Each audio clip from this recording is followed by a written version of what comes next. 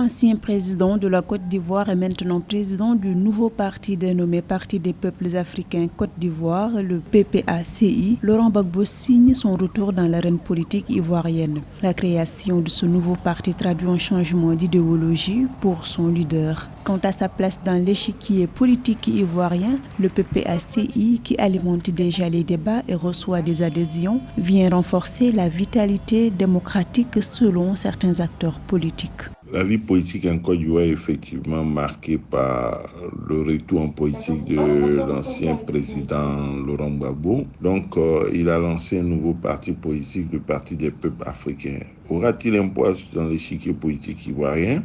Seule une élection est un baromètre pour déterminer du poids d'un parti politique. Donc, on observe et on attend. Seule peut-être la mobilisation pour des pressions, pour obtenir des satisfactions sur des points de revendication permettront de savoir quel est le poids réel. Sur la question de sa candidature à la présidentielle de 2025, Laurent Gbagbo entretient encore le flou. Pour des observateurs, le PPACI nouvellement créé pourrait bien faire rebattre les cartes dans la scène politique ivoirienne, d'autant plus que son fondateur n'envisage pas de quitter la politique. Ça va rabattre les cartes parce que le FPI de Afingé Sam n'est plus le seul parti de gauche. On attend le positionnement de Simon Gbagbo. Et en attendant de savoir quelle va être la possibilité pour Guillaume Soro d'entrer dans le débat politique, il est évident que ce parti va changer les donnes, bousculer les choses. Après le RHDP, le PDCI, c'est ce parti parce qu'il a un groupe parlementaire à l'Assemblée nationale. Si tous les députés adhèrent,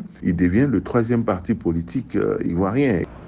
Au cours d'un entretien accordé à des médias au lendemain du congrès du nouveau parti, l'ancien président ivoirien a appelé le régime actuel à jeter les bases d'une vraie réconciliation nationale avant la prochaine présidentielle. L'ex-président espère également obtenir la libération de tous les prisonniers politiques pendant la crise de 2010.